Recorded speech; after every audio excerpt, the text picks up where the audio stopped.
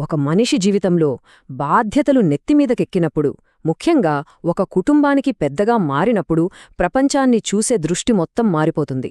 అప్పటిదాకా మన సంతోషం, మన స్నేహితులు, మన సరదాలు. కాని ఒక్కసారి భార్యాబిడ్డల భవిష్యత్తు మన చేతుల్లోకి వచ్చాక మన ప్రాధాన్యతలు మొత్తం తలకిందులవుతాయి. మన అవసరాల కన్నా కుటుంబ భద్రత, మన సుఖం కన్నా పిల్లల ముఖంలో నవ్వు ఇవే ముఖ్యమనిపిస్తాయి. ఈ ప్రయాణంలో ప్రతి ఒక్కరి మనసులోనూ ఎప్పుడో ఒకప్పుడు ఒక సందేహం వస్తుంది. నేను నా కుటుంబం కోసం ఎంచుకున్న ఈ దారి ఇది సరైనదేనా? నేను చేస్తున్నది కరెక్టేనా అని. ఈరోజు మనం మాట్లాడుకోబోయే విషయం వినడానికి కొంచెం కటువుగా, కొంచెం కొత్తగా అనిపించొచ్చు. కాని బాధ్యతగల ప్రతి మనిషి గుండెకు చాలా దగ్గరగా ఉండే మాట ఇది. దీని వెనుక ఉన్న లోతైన అర్థం గురించి ఒక్కసారి ప్రశాంతంగా ఆలోచిద్దాం. ఎదగాలి అంటే చెడ్డవాడిలా ఉండు. ఈ ఒక్క మాట చాలు మనసులో ఎన్నో ప్రశ్నలు పుట్టడానికి. ఒక రకమైన ప్రకంపన మొదలవుతుంది. ఏంటిది? చిన్నప్పణ్నుంచి మనమ్మా నాన్నలు, మన గురువులు, మనం చదువుకున్న పుస్తకాలు అన్నీ ఏం చెప్పాయి? మంచిగా ఉండాలి, 10 మందికి సాయం చెయ్యాలి, అందరితో కలిసిమెలిసి ఉండాలి అని కదా. మరి దానికి పూర్తి వ్యతిరేకంగా ఉంది మాట. ఎదగడానికి చెడ్డవాడిలా ఉండటమేంటి? అంటే మోసం చేయమనా? అబద్ధాలు చెప్పమనా? కాదు, అస్సల్కాదు. ఈ మాట వెనుక ఉన్న అసలు అర్థం వేరు. ఆ అర్థం తెలియాలంటే మనం బతుకుతున్న ఈ సమాజం యొక్క ఆలోచన విధానాన్ని, దాని లెక్కల్ని మనం ముందు అర్థం చేసుకోవాలి. ఆ 10 మంది మనల్ని చూసి అనే మాటకు, దాని వెనుక ఉన్న నిజానికి మధ్య ఉన్న తేడా ఏంటో ఇప్పుడు చూద్దాం. అయితే చెడ్డవాడిలా ఉండటమంటే అసలు అర్థమేంటే? దాని యొక్క చిన్న కథతో, ఒక ఉదాహరణతో అర్థం చేసుకుందాం. అనుకోండి, ఒక ఊర్లో 2 స్నేహితులున్నారు. ఒకతను రోజు ఆఫీస్ అవ్వగానే స్నేహితులతో కూర్చునే కబుర్లు చెబుతూ సరదాగా తిరుగుతూ ఉంటాడు. అందరితో కలుపురోలుగా ఉంటాడు. ఊళ్ళో వాళ్లందరూ అతన్ని చాలా మంచివాడు, స్నేహశీలి అంటారు. ఇక రెండోవాడున్నాడు. అతను ఆఫీస్ అవ్వగానే గబగబా ఇంటికి వెళ్ళిపోతాడు. కుటుంబంతో సమయం గడుపుతాడు. భవిష్యత్తు కోసం ఏదో ఒక పని నేర్చుకుంటాడు. వచ్చిన డబ్బులో కొంత దాచుకుంటాడు. స్నేహితులెవడైనా సరదాగా బయటికి పిలిచినా, లేదు నాకు కొంచెం పనుంది అని సున్నితంగా చెప్తాడు. ఇప్పుడు సమాజం అతన్ని ఏమంటుంది? వీడికి పొగరు, గర్విష్టి, డబ్బు పిచ్చి పట్టింది, మనుషులంటే లెక్కలేదు అని అంటుంది. చూడండి, ఇక్కడ సమాజం దృష్టిలో రెండోవాడు చెడ్డవాడు. కాని ఒక్క క్షణం ఆలోచించండి. తన కుటుంబం కోసం, తన పిల్లల భవిష్యత్తు కోసం ఎవరు ఎక్కువ కష్టపడుతున్నారు? ఎవరు ఎక్కువ త్యాగం చేస్తున్నారు? ఈ చెడ్డవాడు అనే ముద్ర వెనుక ఉన్న అసలు గుణమేంటో ఇప్పుడు మనం లోతుగా చూద్దాం. ఈ సమాజానికి ఒక విచిత్రమైన లెక్క ఉంటుంది. అది ఎప్పుడూ ఒకేలా ఉండదు. ఒక మనిషి తన లక్ష్యం మీద పెట్టే ఏకాగ్రతను, తన పనిమీద చూపే శ్రద్ధను అది చాలా తేలికగా తప్పుగా అర్థం చేసుకుంటుంది. తన పొలంలో బంగారం పండించాలి అనుకునే రైతుని చూడండి. అతను పగలనక రాత్రనక ఆ పొలంలోనే ఉంటాడు. పండగలకి, పబ్బాలకి కూడా రాలేడు. చుట్టూ ఉన్నవాళ్లేమంటారు? వీడికి మనుషులకన్నా మట్టే ఎక్కువైపోయింది అంటారు. కాని ఆ రైతుకు తెలుసు, ఇప్పుడు ఈ చెమట చిందించకపోతే రేపు తన కుటుంబం కన్నీళ్లు పెట్టాల్సి వస్తుందని. అతని ఏకాగ్రత, అతని కఠోర శ్రమ బయట ప్రపంచానికి అహంకారంలా, గర్వంలా కనిపిస్తుంది. ఇది కేవలం రైతు కథే కాదు. రేపటి పరీక్ష కోసం రాత్రులు మేల్కొని చదివే విద్యార్థి కథ, తన కుటుంబాన్ని నిలబెట్టడానికి అదనపు గంటలు పనిచేసే ఉద్యోగి కథ, బాధ్యత కోసం పడే ప్రతి కష్టాన్ని ఈ సమాజం ఇలాగే తప్పుగా అర్థం చేసుకునే ప్రమాదముంది. కాబట్టి ఇక్కడ మనం ఒక విషయాన్ని చాలా స్పష్టంగా అర్థం చేసుకోవాలి. మనం మాట్లాడుకుంటున్న చెడ్డవాడిగా ఉండటమంటే ఇతరులకు హాని తలపెట్టడం కాదు, వాళ్లని ఇబ్బంది పెట్టడం అంతకన్నా కాదు. దాని అసలు నిజమైన అర్థం అనవసరమైన విషయాలమీద, ఇతరుల జీవితాలమీద దృష్టి పెట్టకుండా కేవలం మన పని, మన బాధ్యత, మన కుటుంబం మీద మాత్రమే దృష్టి పెట్టడం. ఒక వ్యక్తి ఎప్పుడైతే తన కుటుంబ భవిష్యత్తు గురించి తీవ్రంగా ఆలోచించడం మొదలుపెడతాడో, వాడికి పక్కింట్లో ఏం జరుగుతోంది, ఎదురింట్లో ఏం జరుగుతోంది అనే పంచాయతీలకు సమయముండదు. వాడి ప్రపంచం వేరు, వాడి ఆలోచనలు వేరు. అతను ఎవరి జోలికి వెళ్లడు, కేవలం తన పని తాను చేసుకుంటూ ముందుకు వెళ్తాడు, అంతే.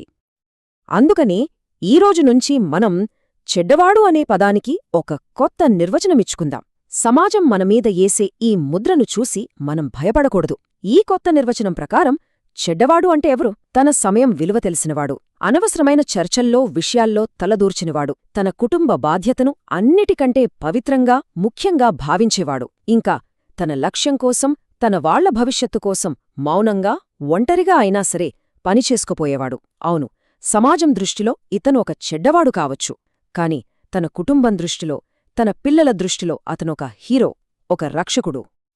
అసలు సమస్య అంతా ఎక్కడొస్తుందంటే, మనం బతుకుతున్న ఈ సమాజం మన మంచితనాన్ని, మన మౌనాన్ని చేతకానితనంగా చూస్తుంది. అదే అసలు సమస్య. మనం ఎవరితోనూ గొడవలకు పోకుండా మన పని మనం చేసుకుని పోతుంటే, వీడు పిరికివాడు, అందుకే సైలెంట్గా ఉన్నాడు అని ముద్రేస్తారు. ఆఫీస్లో చూడండి, రాజకీయాలు చేయకుండా నిజాయితీగా పనిచేసే వ్యక్తిని వీడికి లోకం తెలియదు, అమాయకుడు అని వెనకాల నవ్వుకుంటారు. కాని నిజమైన బలమెక్కడుంటుంది? అరవడంలో కాదు, మౌనంగా మన పనిని పూర్తి చేయడంలో ఉంటుంది. మన మంచితనం మన బలహీనత కాదు, అది మన సంస్కారం. మన ఏకాగ్రత మన పొగరు కాదు, అది మన బలం. మనం బతకాల్సింది సమాజం మెప్పుకోసం కాదు, మన కుటుంబం కళ్లల్లో మెరుపుకోసం. ఈ సమాజం దృష్టిలో కొన్నిసార్లు మంచితనం నిర్వచనం చాలా విచిత్రంగా ఉంటుంది. అందర్తో కలిసి కూర్చుని కబుర్లు చెప్పడం, సమయాన్ని, డబ్బుని అనవసరంగా వృధా చేయడం, వాళ్ల దృష్టిలో ఇదే మంచితనం. ఎందుకంటే అలా చేసేవాడు వాళ్లలాగే ఆలోచిస్తున్నాడు, వాళ్లలాగే ప్రవర్తిస్తున్నాడు. కాని ఎవరైతే లేదు, నాకు బాధ్యతలున్నాయి, నా కుటుంబం కోసం నేను డబ్బు దాచుకోవాలి, నా పిల్లల చదువుల గురించి ఆలోచించాలి అనంటాడో వాడు వెంటనే చెడ్డవాడైపోతాడు. ఎందుకంటే అతని క్రమశిక్షణ, అతని ఆలోచన విధానం వాళ్ల బద్ధకాన్ని, వాళ్ల బాధ్యతారాహిత్యాన్ని ప్రశ్నిస్తుంది. అది వాళ్లకు నచ్చదు. కాబట్టి వాళ్ల దగ్గర్నుంచి వచ్చే మంచివాడు అనే సర్టిఫికేట్ మనకు అవసరం లేదు. మన పిల్లల కళ్లల్లో మనమీద కనిపించే గౌరవం, అదే మనకు జీవితంలో అతి పెద్ద సర్టిఫికెట్. మరి ఈ విమర్శలకు, ఈ మాటలకు సమాధానమేది? మనం తిరిగి మాటలతో చెప్పాలా? లేదు. మన విజయం మాత్రమే వీటన్నిటికీ సమాధానం చెబుతుంది. ఒక్కసారి ఆలోచించండి. ఒకప్పుడు స్నేహితులతో తిరగకుండా ప్రతి రూపాయి కూడబెట్టిన వ్యక్తి ఈరోజు ఒక స్వంత ఇంట్లో తన కుటుంబంతో సంతోషంగా ఉన్నాడు. అప్పుడు అతన్ని విమర్శించినవాడు, సరదాగా తిరిగినవాడు ఈనాటికి అద్దె ఇంట్లో ఇబ్బందులు పడుతూ ఉన్నాడు. ఇప్పుడు చెప్పండి, సమాజం ఎవర్ని గౌరవిస్తుంది? నిన్నటి చెడ్డవాడే ఇవాల్టి తెలివైనవాడు, నిన్నటి మంచివాడే ఇవాల్టి చేతకానివాడు. చూసారా కాలం ఎలా లెక్కల్ని సరిచేస్తుందో? అంతిమంగా మనం ఏం సాధించామన్నదే ప్రపంచానికి ముఖ్యం. మన విజయం మనల్ని విమర్శించిన వాళ్లందరి నోళ్లను మూయిస్తుంది. అప్పటివరకు మనం చెయ్యాల్సింది ఒకటే, మౌనంగా, ఓపికగా మన పని మనం చేసుకుపోవటమే. కాబట్టి మనం ప్రత్యేకంగా చెడ్డవాళ్లుగా ప్రవర్తించాల్సిన అవసరం లేనేలేదు. ఎవ్వరిని నొప్పించాల్సిన పనిలేదు. కేవలం మన పని మనం శ్రద్ధగా, నిజాయితీగా, పూర్తి ఏకాగ్రతతో చేసుకుంటే చాలు. మనల్ని చెడ్డవాడు అని అనుకునే బాధ్యతను వాళ్లే తీసుకుంటారు.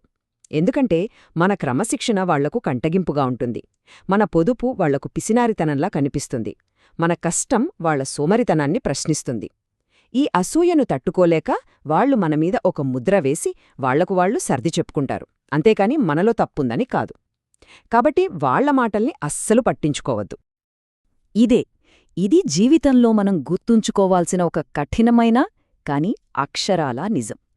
మనం విజయం సాధించేంతవరకు సమాజం దృష్టిలో మనం చెడ్డవాళ్లమే.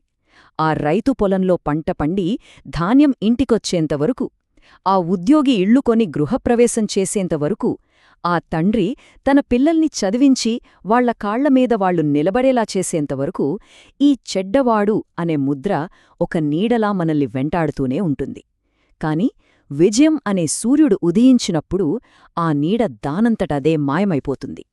నిన్న మనల్ని విమర్శించిన నోళ్లే రేపు మన దగ్గరకు సలహాల కోసమొస్తాయి.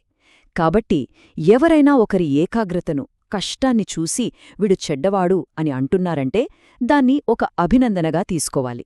దాని అర్థం వారు సరైన దారిలో వెళ్తున్నారని, తమ కుటుంబం కోసం ఒక బంగారు భవిష్యత్తును నిర్మిస్తున్నారని.